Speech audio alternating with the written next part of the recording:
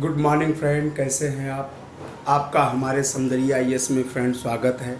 आपके परीक्षा को ध्यान में रखकर मैंने यह वीडियो शूट किया है और इसमें सोशल रिलीजियस मूवमेंट से संबंधित जितने भी क्वेश्चन आते हैं दोस्तों, हमने सभी क्वेश्चन को रखा है।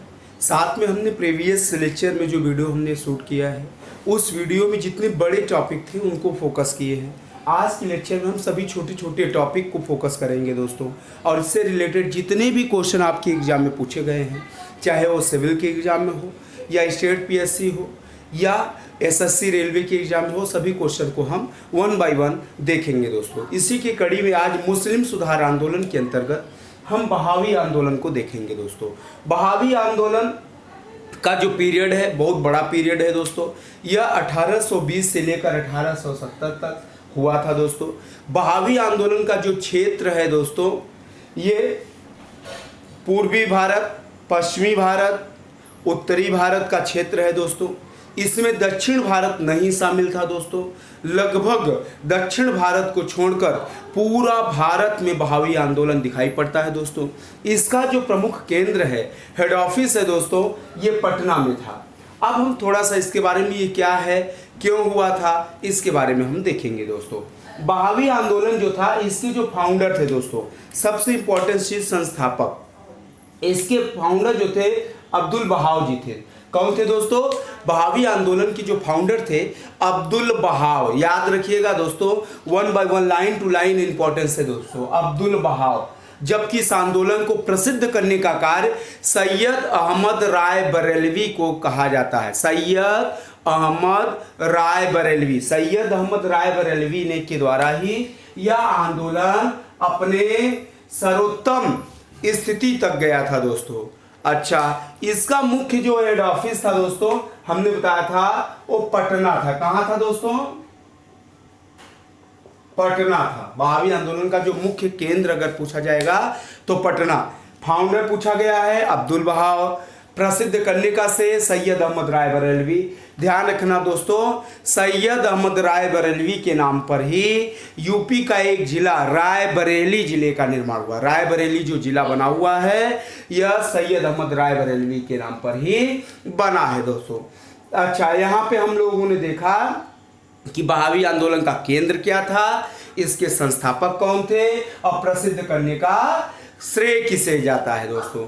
अब यहाँ पर हम ये देखेंगे कि जो बहावी आंदोलन दिखाई पड़ता है, इसका मुख्य उद्देश्य क्या था, जो हमारे परीक्षा के पॉइंट ऑफ व्यू से मोस्ट इंपॉर्टेंस है। उद्देश्य क्या था? इसका जो पहला उद्देश्य था दोस्तों, मुस्लिम सामाजिक धार्मिक सुधार करना था।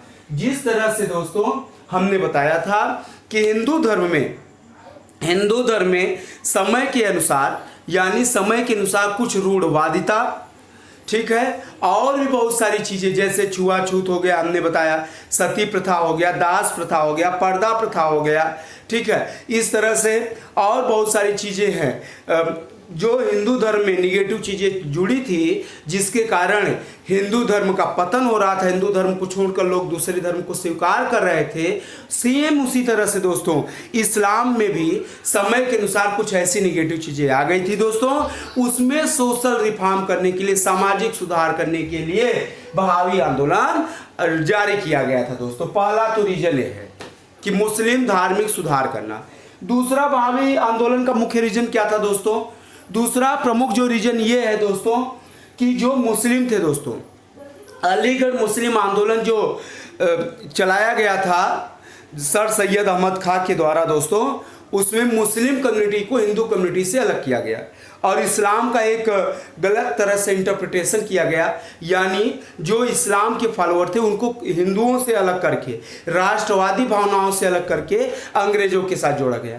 तो इसमें उसी का पलटवार किया गया दोस्तों, उसी का आंसर दिया गया। दूसरा, कहा गया कि जो मुस्लिम है, मुस्लिम और हिंदू दोनों का भारत है, अतः हिंदुओं के साथ मुस्लिमों को भी मिलकर राष्ट्रवादी भावना, देश को आजाद करने के लिए तत्पर होना चाहिए। जितना देश के लिए हक हिंदुओं का है उतना ही मुस्लिमों का भी है, अतः दोनों को अलग नहीं बल्कि साथ मिलकर आंदोलन में पार्टिसिपेट करना चाहिए। ये इस आंदोलन का मुख्य मोटो था दोस्तों।